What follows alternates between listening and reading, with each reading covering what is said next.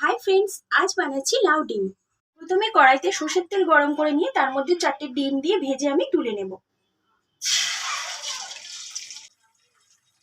তো ডিমটা ভাজা হয়ে গেছে, এবার আমি তুলে নেব। কড়াইতে সর্ষের তেল গরম হয়ে গেছে, 2টো তেজপাতা, শুকনো লঙ্কা, জিরে ফোড়ন দিয়ে দেব। এরপর আলুর টুকরো দিয়ে ভেজে নেব। এবার এর মধ্যে কয়েকটা কাঁচা লঙ্কা চেরা দেব, আদা বাটা দেব, দিয়ে আলু